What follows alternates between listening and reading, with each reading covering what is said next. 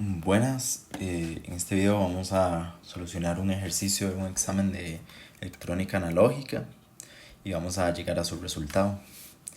El ejercicio nos dice, el problema es el número 3 y dice, el circuito con diodos que se muestra en la figura determine el valor de la resistencia R1 que hace que la resistencia tenga una corriente de 0,5 miliamperios. Suma que los dos diodos son idénticos, que tienen un modelo exponencial con la corriente de saturación de 5 por 10 a la menos 16, un N de 1,3 y suponiendo que la temperatura sea de 300 Kelvin.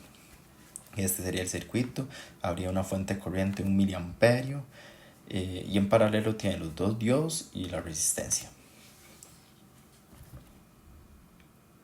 Entonces, las preguntas son, calcula el valor de la resistencia que hace que la corriente de la resistencia 1 sea 0,5 miliamperios. También hay que determinar el valor de la tensión de cada diodo. Entonces, para esto vamos a usar el formulario que nos otorga el mismo examen, donde se relaciona la corriente del diodo con el voltaje del diodo. Y ya tenemos varios datos que nos proporciona el mismo ejercicio, lo cual son la corriente de saturación, la temperatura y la constante K y la N también. Entonces, aquí son los datos. Nos otorga la corriente de la resistencia 1, que serían 0,5 miliamperios. ¿Qué nos determina eso? Que como está en paralelo por los diodos, también va a pasar 0,5 miliamperios.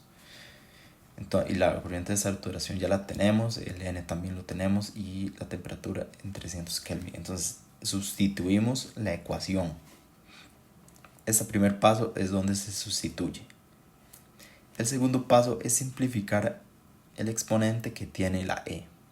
Entonces se simplifica un poco y luego se distribuye el 5 por 10 a la menos 16 con el E y el menos 1 en este tercer paso.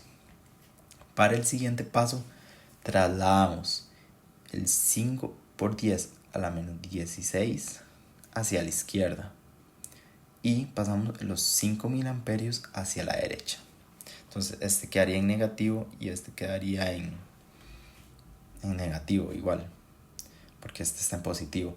Este es el que se pasa acá. Seguimos con el siguiente paso. Y entonces en este paso lo que hacemos es dividir ambos lados de la ecuación entre 5 por 10 a la menos 16. Como podemos observar en el paso anterior, aquí se elimina esta parte y esta parte también se elimina, por lo cual, bueno, esta parte no se elimina, sino que se divide entre 5 por 10 a la menos 16.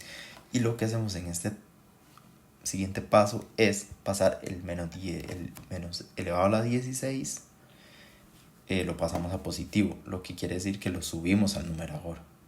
Entonces nos queda el 10 elevado a la 16 en el numerador. Entonces distribuimos lo de arriba y lo simplificamos. Entonces simplificamos toda la parte de la derecha, que nos da un total de 1 por 10 a la 12. Entonces, y para sacar lo que hay dentro de un exponente de E, uno tiene que sacar el logaritmo natural de las dos fracciones, de las dos partes de la ecuación. Entonces sacamos el logaritmo natural de la E con el exponente de fracción y sacamos el logaritmo natural del 1 por 10 a la 12. Entonces, si aplicamos este logaritmo natural, obtenemos la siguiente fracción, que es 1160. El voltaje del diodo entre 39, que es igual a 27,63, que aquí se evalúa. Lo cual, el voltaje del diodo nos da un total de 0,93 voltios por cada diodo. Y como son idénticos, entonces cada valor de tensión de cada diodo es de 0,93 voltios.